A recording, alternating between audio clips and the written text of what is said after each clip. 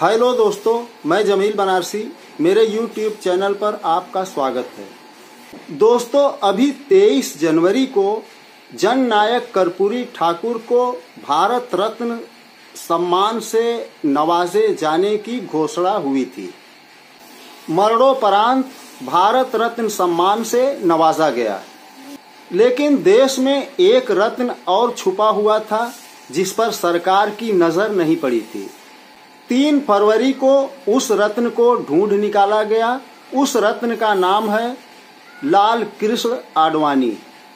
जब से इस सम्मान के लिए लाल कृष्ण आडवाणी का नाम घोषित किया गया है, तब से सोशल मीडिया पर एक भूचाल सा मचा हुआ है और काफी लोगों ने बहुत ही कड़ा एतराज जताया है।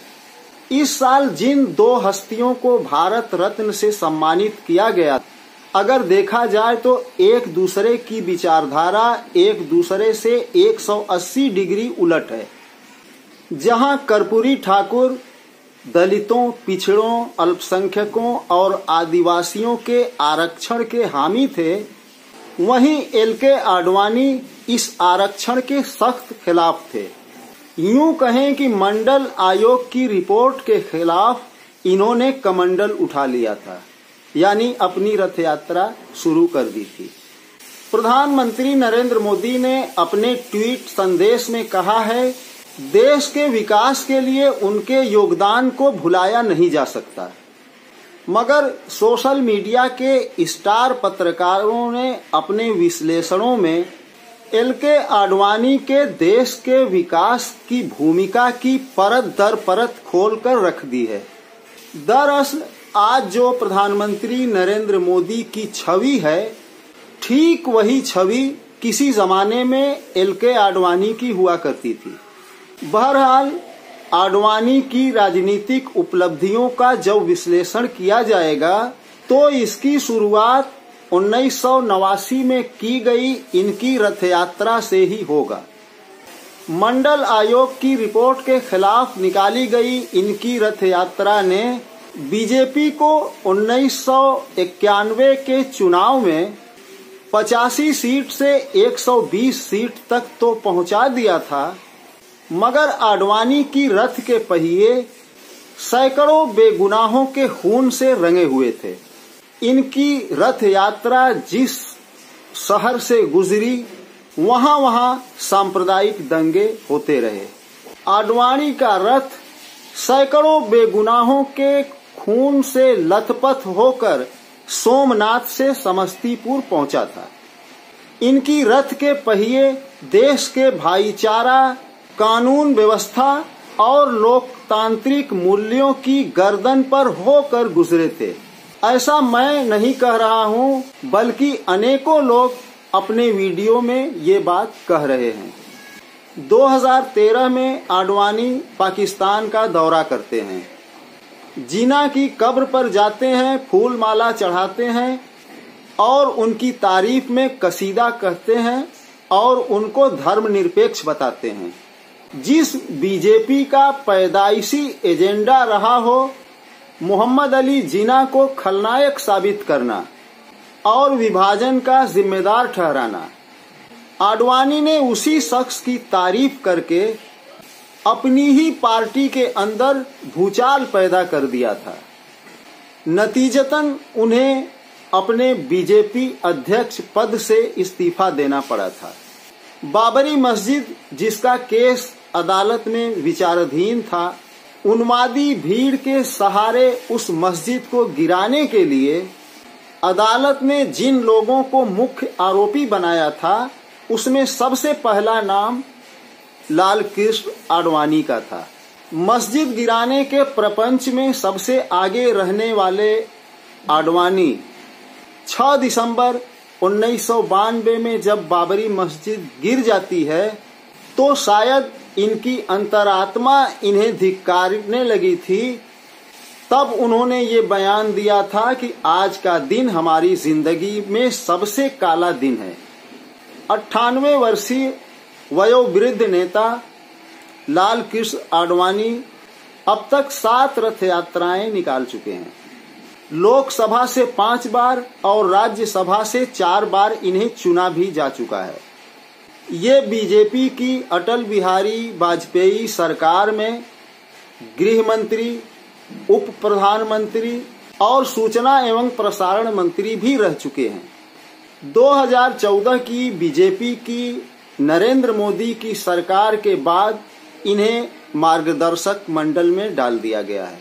तो इसलिए आप ऐसा भी कह सकते हैं कि पिछले 10 साल की प्रधानमंत्री नरेंद्र मोदी की सरकार इन्हीं के मार्गदर्शन में चल रही है। दोस्तों, ये पहला मौका है कि भारत रत्न के चयन पर सवाल उठाए जा रहे हैं। इसकी वजह ये है, दुनिया के जितने भी नामी गिरामी पुरस्कार या सम्मान हैं, इन्हें देने के लिए चयन का एक पारदर्शी तरीका बनाया गया है।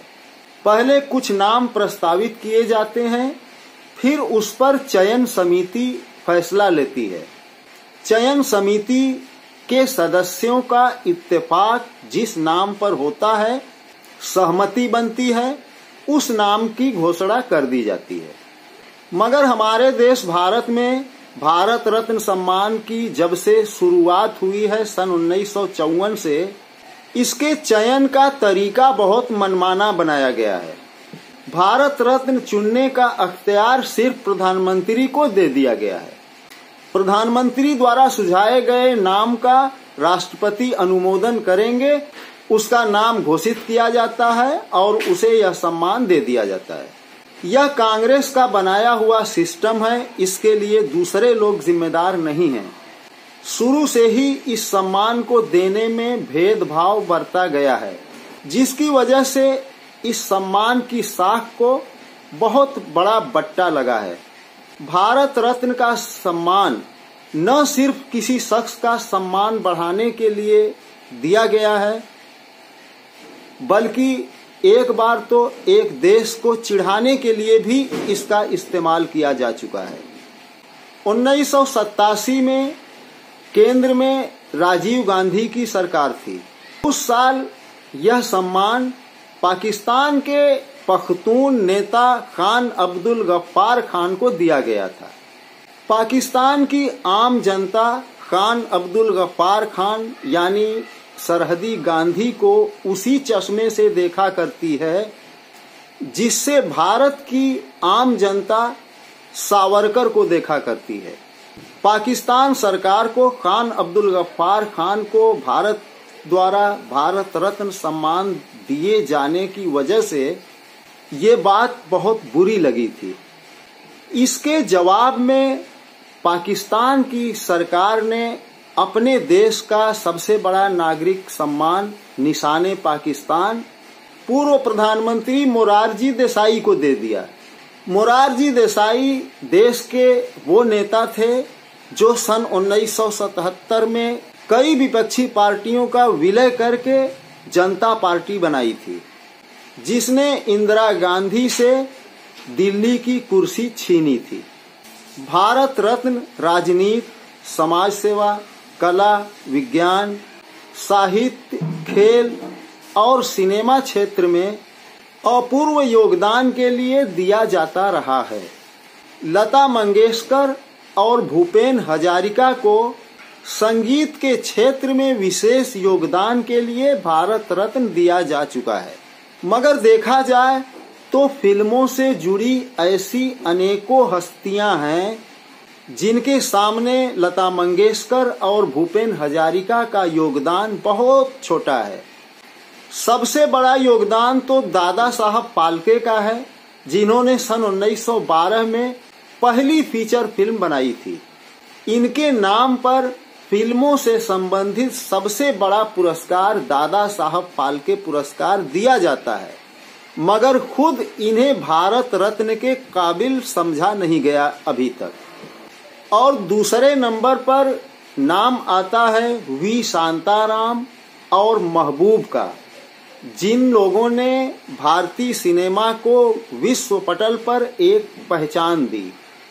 एक गायक के तौर पर मोहम्मद रफी का क्रेज आज भी बरकरार है और मोहम्मद रफी के प्रशंसकों द्वारा एक लंबे अरसे से ये मांग की जाती रही है कि मोहम्मद रफी को मरणोपरांत भारत रत्न से नवाजा जाए, मगर मोहम्मद रफी की मौत के 44 साल बीत जाने के बाद भी इन्हें भारत रत्न के लायक नहीं समझा गया।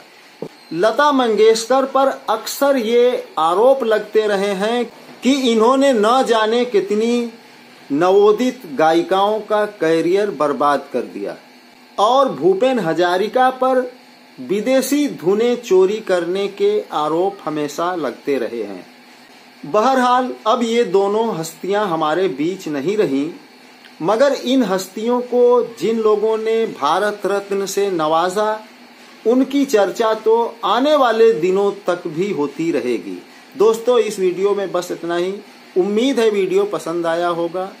अगर पसंद आया हो तो इसे ज़्यादा से ज़्यादा लोगों तक शेयर करिए, लाइक करिए, और आप अपनी प्रतिक्रिया से हमें अवगत कराइए। कमेंट बॉक्स में लिखिए और अपनी प्रतिक्रिया भेजिए।